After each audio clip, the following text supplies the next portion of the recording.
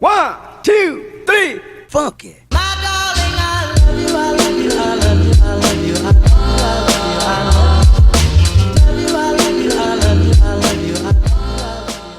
Et bien salut à toutes et à tous, c'est Maxence, j'espère que vous pétez la forme, moi personnellement ça va, et aujourd'hui on va déballer et surtout tester une très bonne souris gamer à pas cher. Cette fameuse souris c'est la Pro M8 de chez Spirit of Gamer que je vais déballer sous vos yeux, donc c'est parti. Commençons par parler du packaging qui restera assez futuriste avec de belles couleurs et qui me fait fortement penser au menu d'un vieux jeu FPS où tu dois choisir ton arme, toi-même tu sais. Quand on retourne la boîte et sans surprise on tombe sur une description assez précise de notre joujou traduite en plusieurs langues. Tout ce blabla c'est bien beau mais ce qui m'a vraiment fait kiffer c'est son ouverture aimantée sur 2 points qui confirme vraiment le côté futuriste du packaging. Et maintenant vous allez me dire bon ok c'est cool Maxence mais qu'est-ce que l'on trouve à l'intérieur? Bon bah je vais rien vous apprendre mais à l'intérieur on retrouvera une souris. Heureusement d'ailleurs.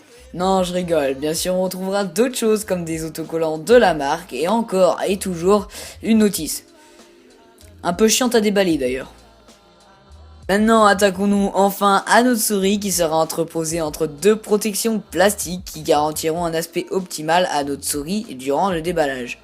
Le design de cette souris restera quant à lui plutôt simple avec le logo Spirit of Gamer à l'arrière, les habituels boutons programmables sur la tranche gauche, le bouton de réglage de la sensi, des DPI pour les connaisseurs, qui se retrouvera au centre de la souris, et enfin le bouton double clic qui fait la réelle force de cette souris.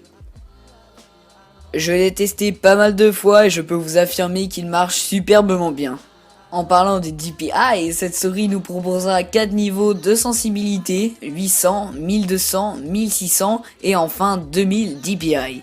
Au niveau de la connexion au PC, on retrouvera un USB 2.0 classique mais ayant la particularité d'être en plaqué or afin de réduire au maximum la latence. La taille de cette souris avoisinera les 12 cm qui seront parfaits pour des mains moyennes. Sinon pour ce qui est de la prise en main de la souris, je n'ai pas été vraiment gêné, mais si je dois vraiment lui reprocher quelque chose, c'est que le bouton de la sensibilité est peut-être un petit peu trop haut. Pour clore cette vidéo de test, je vais vous parler de son prix et de mes ressentis sur cette souris. Premièrement, cette souris sera au prix de 15 € sur Amazon et je la conseille aux gamers débutants ou aux personnes souhaitant juste avoir une souris compétente pour de la bureautique ou autre chose. Je ne la conseillerai pas aux hardcore gamers car elle reste limitée au niveau des fonctionnalités comme la sensibilité au mouvement qui reste un peu juste à mon goût.